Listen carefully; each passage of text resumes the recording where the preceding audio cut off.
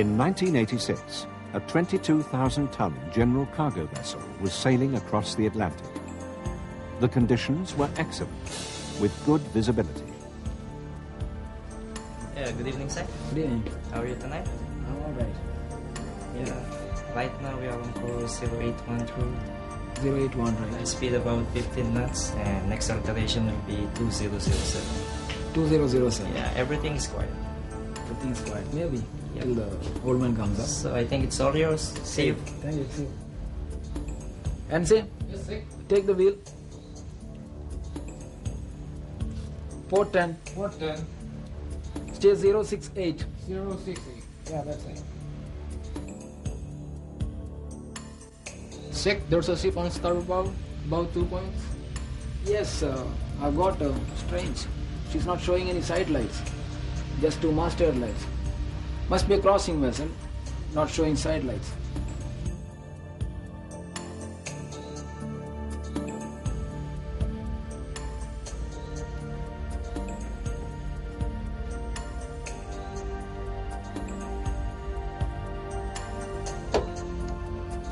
Vessel on my starboard bow. This is the eastbound vessel calling. Do you read me over? When the third officer realized that there was a potential problem and he could find no way to get the approaching ship's attention, he put his ship into the hand steering mode and ordered 10 degrees starboard helm.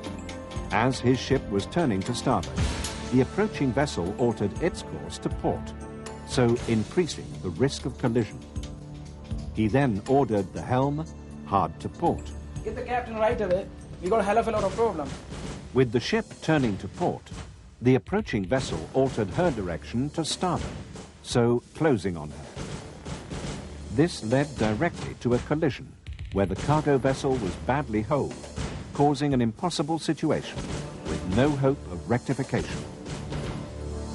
It took 12 hours for the ship finally to sink. I just repeat to you that we are holding you and your vessel fully responsible for the collision that occurred last night. Do you copy?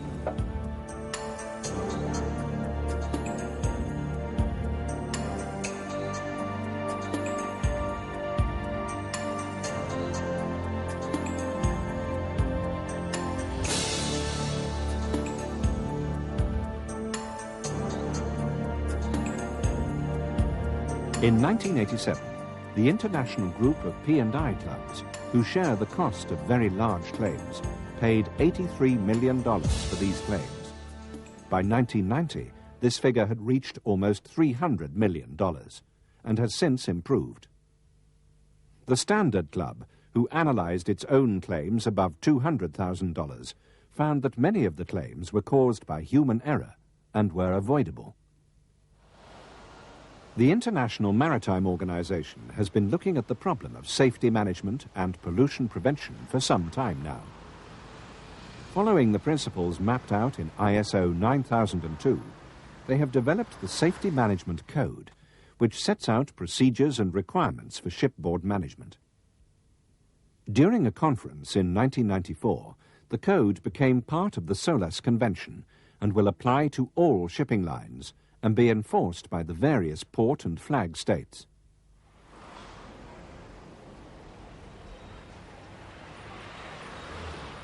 The Standard Club already requires its members to subscribe to some fairly basic operating procedures as a condition of membership, and believes that owners who do not comply with the ISM code by the due date will find it difficult to obtain first-class cover. Yes, I think we've really got to raise a pretty substantial estimate on this one. It's going to cost millions rather than thousands. Yes. Well, as soon as you've got some definite information, will you get a reserve on? Yeah. If you were telling me that you are not going to repair the hatch covers, then we cannot cover the risk. The Safety Management Code has a 13-point philosophy, each point dealing with a specific component of safety management. The 10 main points refer to disclosure, company policy, commitment, decision-making, written instructions, level of authority, logistical support, emergency procedures, compliance, and verification. The company will need to define and document the lines of communications, the responsibility and authority of each employee, and the links between those involved in the safety management system. But the project will fail without enthusiasm from all staff, both ashore and afloat, and full commitment from the top. You will need to assign sufficient resources to develop both manuals and procedures. What we have developed over the years. The code requires the appointment of a shore-based designated person. He'll be responsible for running the management system and will be the direct link between ship and shore. He must have the independence and authority to report deficiencies to the highest level of management. Safety must never be compromised, Captain. He will need to explain to the shore staff and to the ship's senior officers the new procedures. And when these are up and running, audit them and listen to and sort out any problems. The overall company policy document will have to be broken down to show what the individual shipboard crew members' responsibilities are and how they should safely be carried out. If I can relate to you a story I heard last week about a particular incident on one of the ships we manage. The safety management system will involve developing on-board procedures and training for safe working and pollution prevention. These procedures may be more bureaucratic than current practice and, for example, require approval by a supervisor before working, but are designed to reduce or even eliminate accidents caused by human error.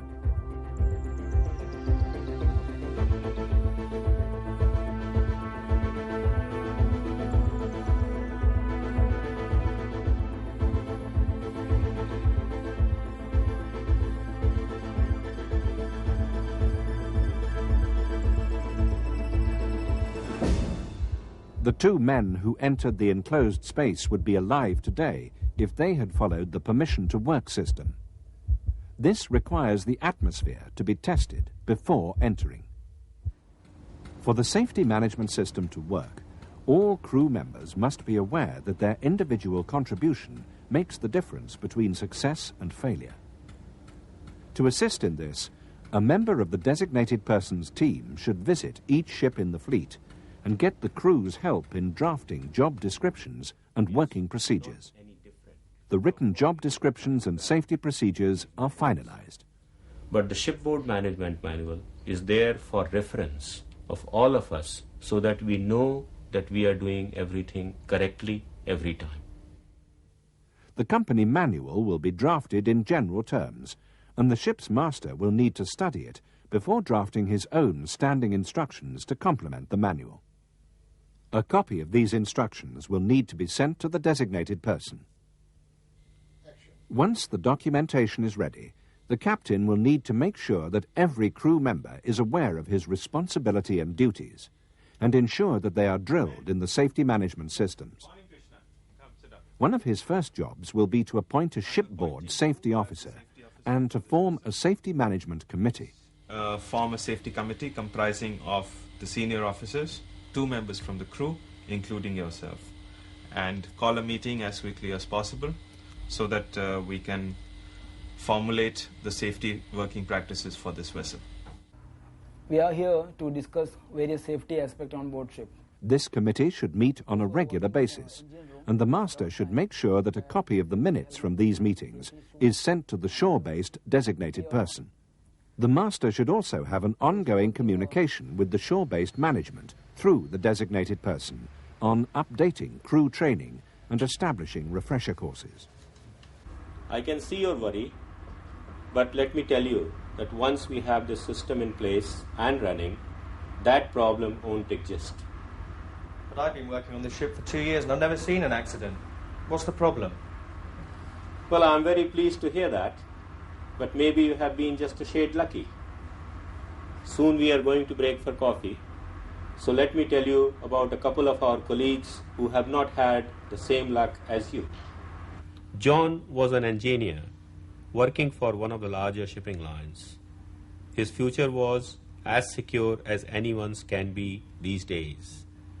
And he was relaxed in his work, perhaps too relaxed. Too relaxed? That's a laugh. let me tell you what happened.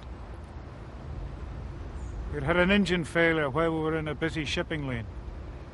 To sort it out, we needed a part making, but in a hurry. The chief was going spare and the bridge were well and truly on his back. I always regarded it as my personal lathe, so I got a piece of metal and started to cut it to size. It's a job I'd done thousands of times with no problem. No problem. No goggles. Now no sight. Bloody stupid. Ray was also a seaman and sort of prided himself on the speed that he could get the freight loaded. It didn't matter to him what sort of cargo, it was all the same to him, and he had adapted his part of the procedure to suit himself. It's easy to be smart after the event, sitting in some nice, cosy, warm office. But you get out there and try it. You'll find everyone takes chances. I was just unlucky. The boss had told us that we'd only got a couple of hours to clear everything, or else we'd miss the tide and have to stay in that poxy place for another night. No way, mate. So I took down the safety rail that was getting in the way. And it was all going fine until that prick on the crane started to think for himself. No one told him to bring on that piece of equipment. No one was watching. So he knocked me down into the hold and lowered the bloody thing on top of me. I suppose I was lucky to get away with it, wasn't I? So, was he lucky? Not in my book. Well, I mentioned coffee before. After the coffee, I'll go with you through the various sections and discuss any problems that you may have in detail. So let's meet here again after the coffee. You are sure that you have got all the latest corrections recorded in this chart? Yes, it's updated. A designated team member will need to go through the code with all the different sections of the crew to make sure they fully understand what is expected of them and why it is necessary. He has to ensure that the instructions set out by the company are followed and are working. When the member of the designated team has left the ship, it is up to the crew to make the system work. I'm just taking safety on here. Okay. When this biomesh was last cleaned? Last week. Last week. Hello, bosun. Yep. Are you trying to take the wire out of the drum? Yeah.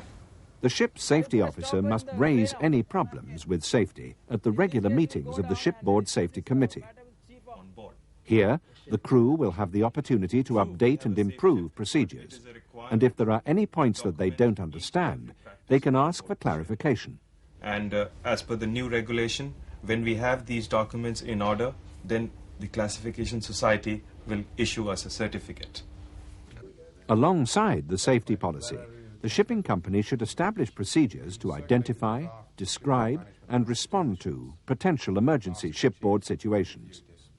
Also, to establish programs for drills, exercises, and training to prepare for any emergency actions.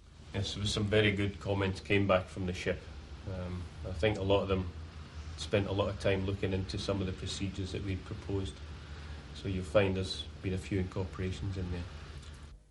As it's a loop system, the ship's master should report back to the designated person any accidents, hazardous occurrences, and all incidents that don't conform within the safety management system, and suggest modifications and improvements. I will put it down in the mail from the next port for your approval, sir. Thank you, Captain Metra, for your comments, and we'll take on board what you've said, and we look forward to receiving your detailed report. Once the safety system is in place and activated, there is a need to establish and maintain procedures to control all documents and data which are relevant to the system. This means ensuring that valid documents are available at all relevant locations at sea and on shore. Changes to documents must be reviewed and approved by authorized personnel, and obsolete documents removed. As it's a recorded system, the company should carry out periodic internal audits to verify whether safety and pollution prevention activities are working. The person carrying out the audit should be independent of the area being audited, and the results and reviews should be brought to the attention of all personnel having responsibility in the area involved. Is the system causing you very much more paperwork or time? Yes, there is paperwork, but it is for our safety. It is there, and it is also for the environment safety. Well, gentlemen, the result of your hard work and effort is right here. The certificate has been issued to us. The final step in the safety management system's integration is the issue of a document of compliance to the company and a safety management certificate to each ship. It doesn't stop here, though. It is a dynamic, constantly changing system which requires the involvement of every member of the company to make it work. Yes, I will display it on the notice board. Yeah.